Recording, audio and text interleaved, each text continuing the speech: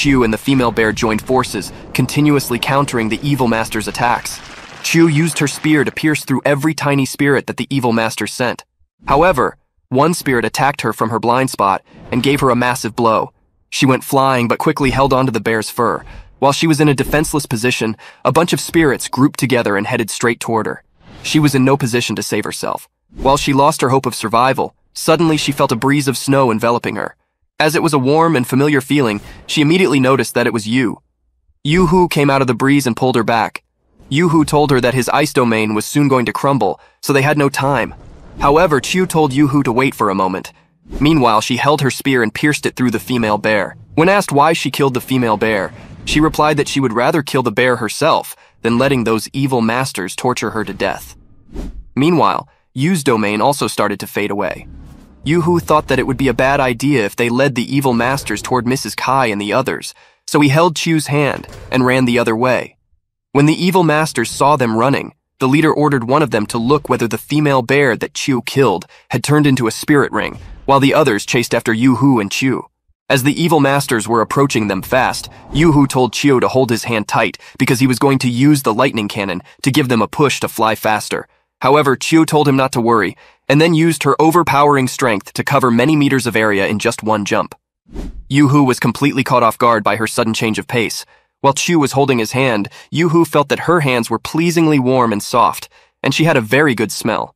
Yu-Hu then suddenly came back to his senses and turned red by realizing that he was having those thoughts. Chu asked him whether he saved her because he mistook her for Dong. He replied that he saved her because she was a friend of his and he couldn't let her die. She said that she didn't intend to die and was going to save herself somehow. Yu-Hu laughed and told her that whether her life was more important or her pride, they would discuss it later. Chu somehow smiled for the first time and nodded in response. While they were running, Chu detected danger and turned in mid-air, swinging her spear. The evil master had caught up with them and sent hundreds of relentless spirits towards them. Chu struck some of them, but due to their massive numbers, Chu and Yu-Hu were blown away by the collective attack of the spirits. The evil master stopped by and told them that they had no chance of getting away from him. He demanded the soul bones and guidance devices from them in exchange for their lives. However, they denied and decided to fight, as they had no other choice. By seeing their opposition, the evil master unleashed his most powerful spirits toward them. Yu-Hu held Chu's hand and asked her whether she was ready to fight, as it might be their hardest as well as last fight. However, as soon as their hands touched, both of them felt their spirit essences merging with each other. Yu-Hu was confused by it, because he had only done it with Dong before. He couldn't believe that such a miracle was happening at such a time. Not only their soul powers, but their mental powers also merged 100%. Since they could use their spirit fusion now, their hopes to win raised again. Suddenly, the evil master screamed that he would torture them to death and unleashed his scarlet spirits towards them. But Yu-Hu used his fusion technique called Light of Soul Shock and sent it right toward him. He underestimated the attack, as it seemed like a golden light only. However, when the light pierced his body, he fell into a state of confusion where he felt like his soul had been struck by huge ice hammers. The impact of that attack was so strong that he returned back to his normal human form. However, the scarlet spirits that he unleashed earlier were still unaffected and went straight to Yu. Before the spirits could hit them, Yu-Hu used his Eye of Destiny to scatter the spirits. The evil master was completely dumbstruck and asked Yu-Hu who he was and what his background was. Yu-Hu replied that he had come from heaven to take out the trash like him. Although his words were prideful, Chu could feel his hands were shivering and that he could faint at any moment. As she expected, Yu-Hu soon started to lose his consciousness, but somehow his body started to glow up. Chu as well as the evil master were shocked to see him going under another transformation. Suddenly the bodies of both Yu-Hu and Chu merged together into a single being. The evil master couldn't believe his eyes and asked himself whether it was possible for two people to merge like that. The merged body was of a light queen. She held her hand pointing toward the sky, and suddenly a huge golden spear with extreme lightning bolts was summoned.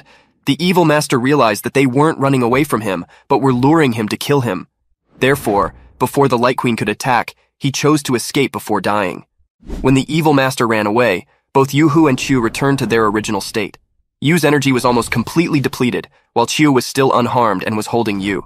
Yu-Hu told her that they won the battle because of their complete fusion. He said that by seeing their fusion, the evil master overestimated their power and ran by himself. If he hadn't run off that easily, Yu-Hu would have lost all his energy, and they would have lost their lives. It was only a battle of mental strength. However, Cho carried him on her shoulder and ran away from that place, telling him they could talk later. After getting away from that spot, Yu-Hu sat down to recover his energy. He took some time, and then again told Chu to start their journey to find their friends. She asked him to stay a little bit longer so that he could recover more energy. However, he declined and said that he was too eager to meet everyone. By listening to him, Chu asked whether he was more excited to meet everyone or Dong. He didn't expect such a question from her, but he replied that he missed both. Chu then asked him to name their martial fusion. Upon her unexpected question, Yu-Hu said that he had no idea what to name it because he never expected them to form such fusion. Chiu got slightly jealous and asked him whether he thought that he could merge only with Dong. Yu-Hu laughed it off and told her that she was criticizing Dong for being hostile, where she was exactly the same as her. He asked her what was going on with them all day. Chu turned her head angrily and said that he would understand it one day. After giving it some thought, Yu-Hu finally came up with a name, the Fate of the Roaring Dragon. Chiu somewhat liked the name and asked herself whether it was her fate. When Yu-Hu asked her what she meant, she quickly changed the topic by saying that they had more than one fusion skill. She could also turn herself into armor, which he could wear to provide her strength in battle. Yu-Hu was surprised and asked how she knew about it. She replied that it was probably because of her innate ability called Intuition of Gold that allowed her to see things which were unable to be seen by others, and also her Pride of Gold ability to control the will of others. Yu-Hu realized that back when they were fighting the evil spirit master, she must have used her Pride of Gold ability to control the female Dreadclaw bear. Chu agreed and said that she told him all her secrets only so that he didn't get suspicious of her, and also asked him to not tell anyone else. Yu-Hu agreed with her and continued to find their friends. After a while, they reached the place where they got separated from the others. Yu-Hu said that he would use his mental detection to look for everyone. When he held Chu's hand to share energy with her, he felt a warm feeling from her hand. Unlike Dong's hand, which was comparatively cold, her hand felt much softer and warmer. He couldn't believe that those delicate hands could exude such immense strength. He suddenly realized that he was flirting with other women when he already had Dong. He took back his hand and wished for the disruption in his feelings to go away. Chu realized that he was confused for some reason, so she held his hand tightly and told him to stop thinking, hurry up, and find the rest of the team. When they were heading forward, Yu-Hu felt like he was overthinking the situation between him and Chu. After some time, they reached the area where the fight took place. Yu-Hu searched to find some clues and found out that Jung left a message for them that they were heading the other way. Therefore, both of them decided to follow them too. To have some rest, they sat there for some time while Chu heated another bread for Yu. He was once again surprised by her technique, unknowingly saying that he might always have to keep her along his side in the future for such an amazing skill. Although he didn't realize it, his words flattered her. Yu-Hu then asked her to wait for him there, while he went to do something.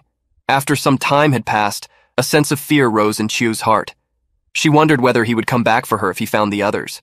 She couldn't understand why she was having such feelings toward him.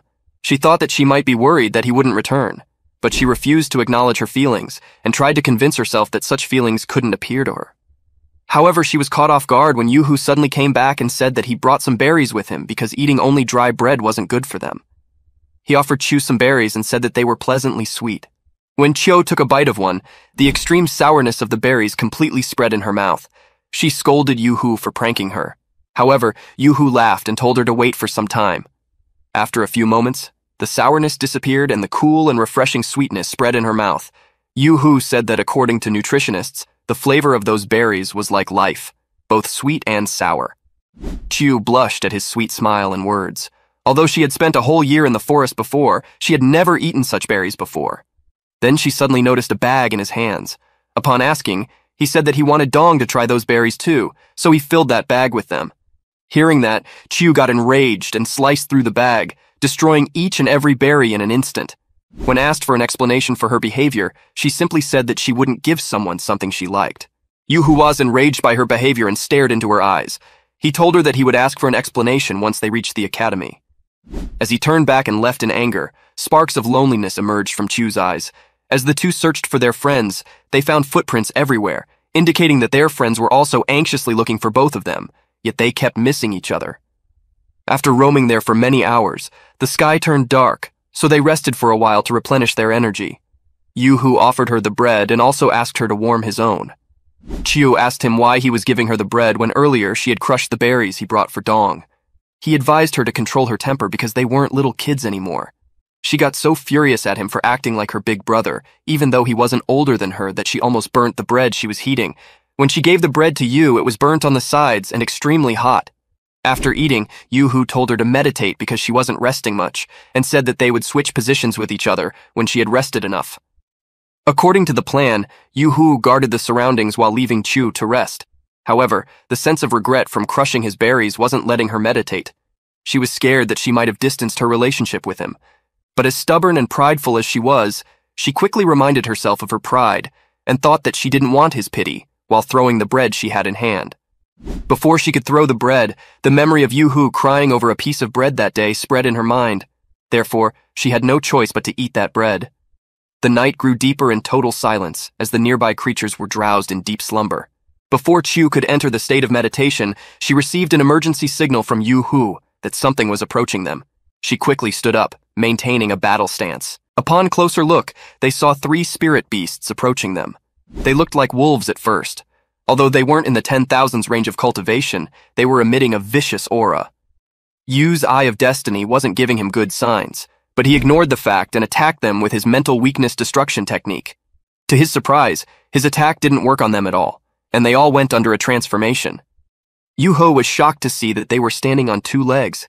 He realized that he had read somewhere before that those were hybrids of wolves and werewolves.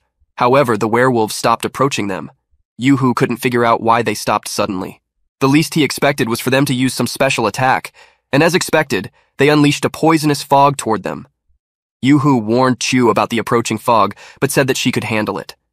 She immediately punched the air, emitting a golden aura which dissipated the fog.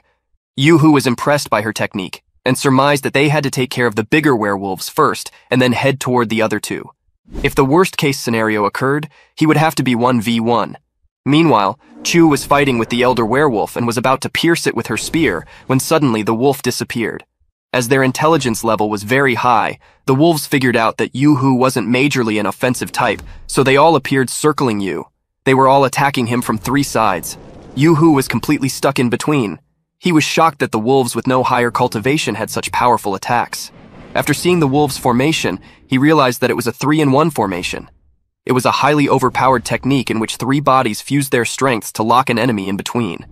He was totally caught off guard because that technique was previously used by the creator of Shrek Academy, the first director, and the great grandmaster. And after that, no one witnessed such a powerful triangle formation until that day.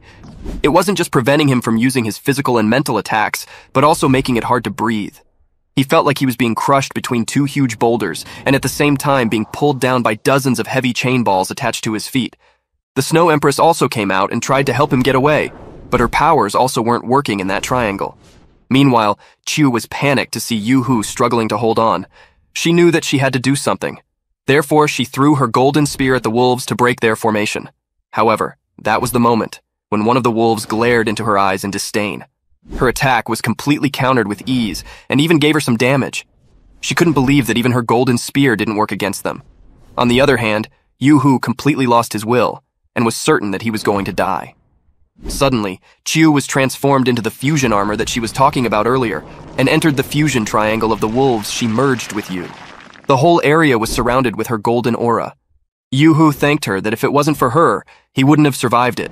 At that point, the wolves' fusion was also completed and attacked Yu-Hu with a massive blast explosion. After the explosion, the entire area of impact was covered with dust and fog by the black thunderblast from the sky. The exhausted wolves lowered their guard because they were sure that nothing could have survived that blast. Even the tiny rocks were also turned into ashes.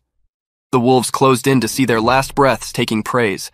There was nothing more tempting than devouring the fresh human body, as spirit breasts weren't interesting to them anymore. The fog started to settle down, and they saw someone standing in the middle of explosion. They already had a bad feeling about it, but it was confirmed when suddenly dozens of daggers flew from that direction and pierced one of the younger wolves. They daggers then exploded, destroying the wolf's body into pieces. When Yu-Hu stepped out of the fog with his shining golden red armor, the elder wolf felt a murderous aura in the air, and thus turned tail and ran.